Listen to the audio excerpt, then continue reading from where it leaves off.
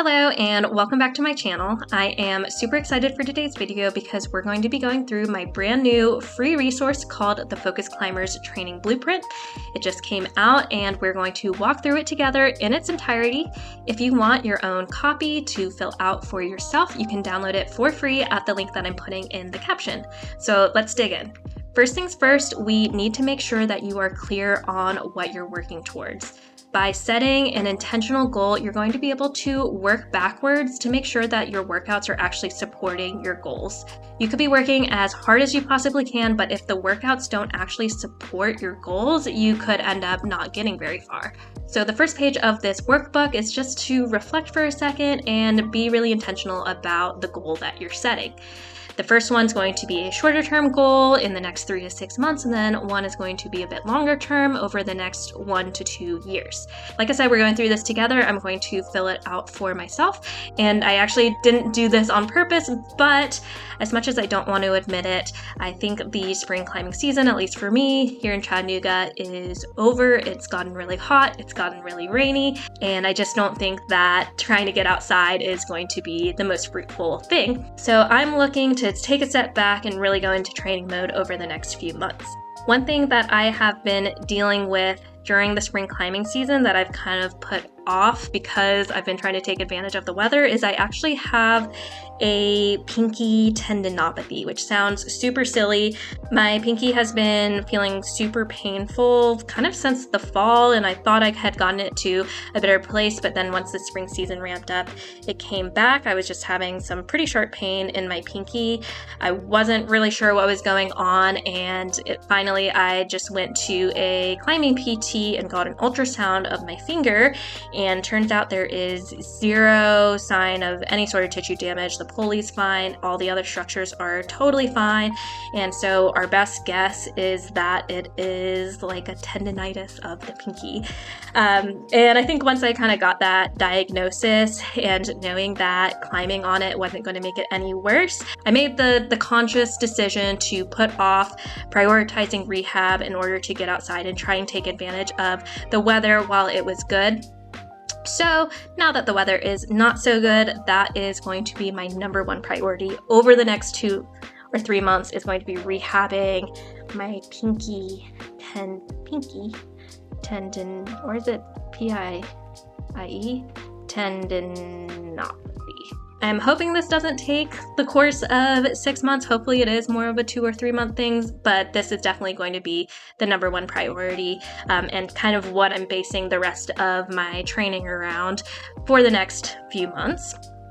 And then the next question of the longer term goal, what do I want to accomplish in the next 1 to 2 years? This can definitely be a pretty daunting question because it can feel vulnerable to put out what you really want, because especially with those longer term goals, they're going to be more challenging, they're going to be harder to reach, and we don't know for sure if we're going to get there. So it's already hard to kind of admit to yourself, but it can be even harder just to write it down and put it out into the universe.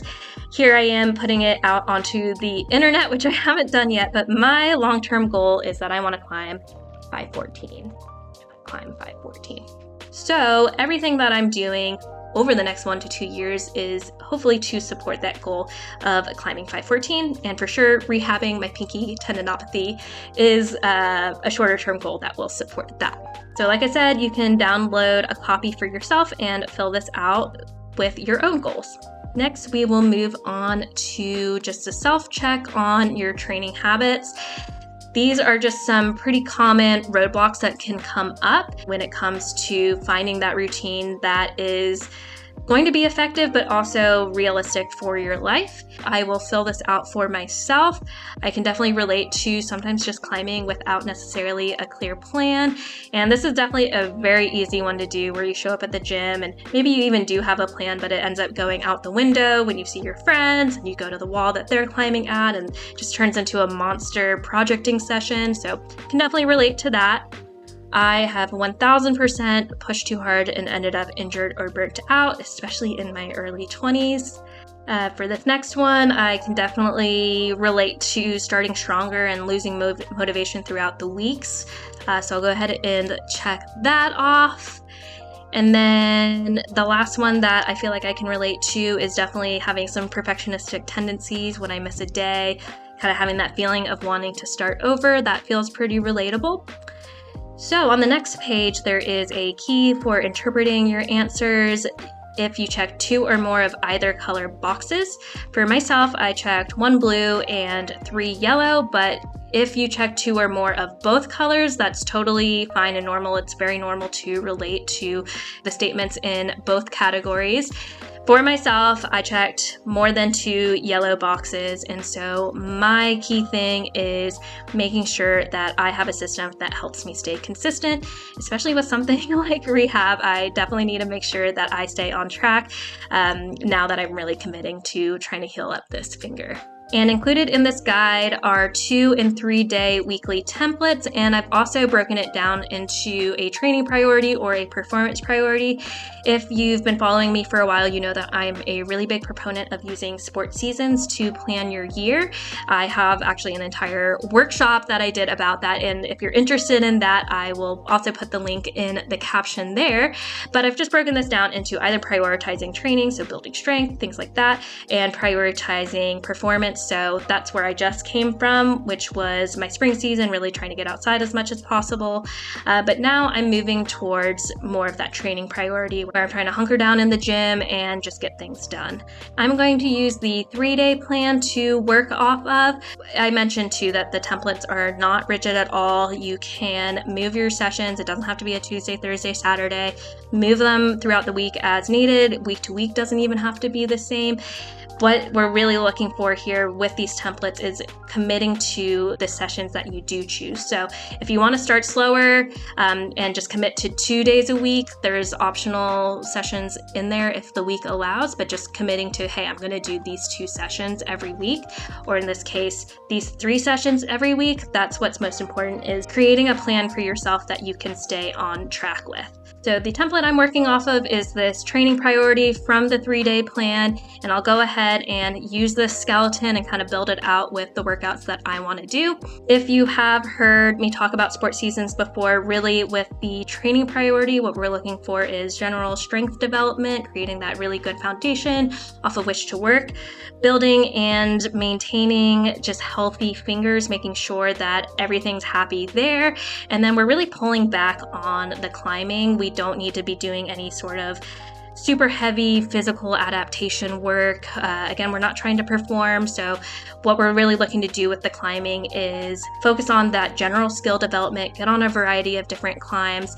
Nothing has to be super specific to whatever projects you have. What we really want to do is work on those things that are going to help us become better, more well-rounded climbers without necessarily pushing the physical intensity and volume to the max. So this schedule is actually going to work really nicely for healing up my finger tendinopathy, and I'm going to build out those workouts next. Before we dive into writing my personal workouts, I want to let you know that if you don't want to have to sort through all the information out there, figuring out what you need to do in season versus off season, my Adapt Training membership has seasonal tracks built into it. So wherever you are at in your year, whether you're a boulder or a sport climber, there's going to be a program track for you with all of your workouts already written. There's also a ton of resources for how to build out your week, what to prioritize based on the track you choose, and then you also have access to me as your coach through the group forum and monthly group coaching calls. So if you're interested in the Adapt Training membership, I'm also going to throw that link in the caption and you can learn more. Now we'll get into what I'm going to do for my workouts. I've copied the template into a Google Doc, and I'm just going to make the edits that I want to make to personalize it for myself.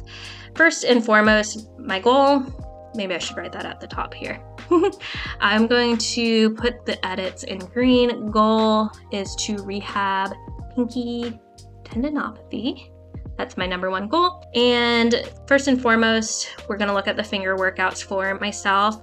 This actually works really nicely because my PT said to do my rehab exercises 3 times a week. So there's already 2 built in, and I'll just go ahead and add my 3rd day in there and combine it with these other workouts. So finger workout is going to be my rehab exercises. And I'm going to do the same for these 2 rehab exercises. Well, that's already taken care of. And for the strength workout, I've also made videos previously on this, but my personal coaching philosophy, I like to break my workouts down by movement patterns. So on this day, I'll do the push hinge workout, and then on the second day, I'm going to do the squat pull workout. And just to mention, in Adapt, these strength workouts are broken down like this and already written for you based on the track that you're on. And then, like I said, with the training off season, we're really looking to kind of pull back on the climbing, not do anything super intense, super high volume, just really prioritizing that general skill development. For the moderate climbing day, I'm going to put in my boulder learning workout, which again, I have a video for. I'll have all these links in the caption. The goal with this workout is to find more complex style climbing. This is going to be more so on vertical and slab terrain. We're not looking to push the physical intensity here.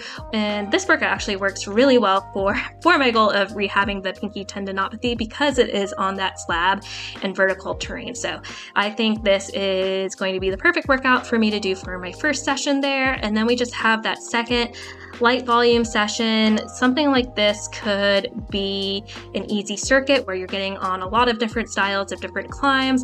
Again, not necessarily pushing the intensity, but being really intentional with movement and just really focusing on executing the climbs that you get on well. Another workout that could work for this would be the 3 strikes workout. Again, I have a video for that.